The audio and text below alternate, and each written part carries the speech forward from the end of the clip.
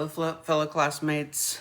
Today I'm going to be talking about my research project for this term, and my project was on business management strategies at Bob Jones University from 1947 to 1957. My research question for this project is, how did Bob Jones University's management strategies during its first 30 years, 1947 to 1977, shape its institutional growth and influence in American education? I found this to be a research project, a question that had a lot of significance. The last president of Bob Jones University, who stayed only 1 year, his name was Josh Crockett, was the reason he said he left was because he didn't know how to run the financial operations, the business operations of a university. And that got me wondering if other presidents also, had business background or financial background, and really the answer to that question was no. That got made a interesting project here for this term. As far as sources and primary sources, I feel like the waters are muddled a little bit with sources that new, but I tried to consider as primary sources those closest to the university, and there's a few that are real important. And one of them is Milton Wright's book, Fortress of Faith, that was a history of the university and from a positive point of view. Another one was Dan Turner's thesis, doctoral thesis, and his book that came out in 2001, Standing Without Apology. That is a good comprehensive history of the university and from someone that is very close to the university.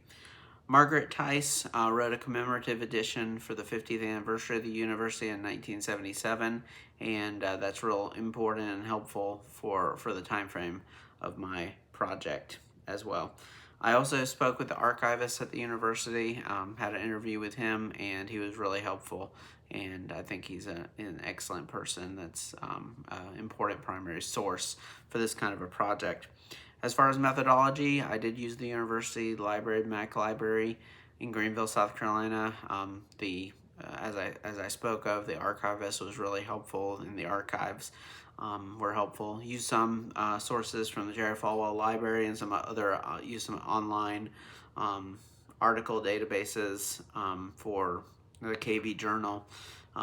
And got some sources from Camille Lewis, who is also an important primary source for the university. As far as findings go here, some interesting things. Bob Jones University kind of branded themselves as an ultra-fundamentalist university, and this is how they grew in influence. They viewed themselves as, and they called themselves this, the world's most unusual university, and I think there's no doubt in that, really, at the time frame. Strict rules, and against all the craziness that went on in the 1960s and 70s and rioting and such. They were into, I guess you could say, into Southern religion in a big way.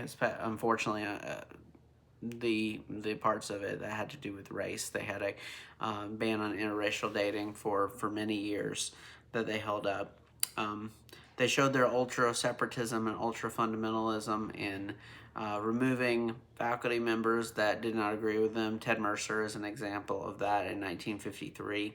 They separated from leaders in the evangelical movement such as Billy Graham and John R. Rice. They separated from organizations such as New Evangelicals, especially the National Association of Evangelicals and the Moody Bible Institute. And in all this, they were trying to build that brand as, if you want a fundamentalist, a ultra-separatist university, we're your place to go. And they grew in influence and grew in their amount of students, their enrollment, and money that was available as well.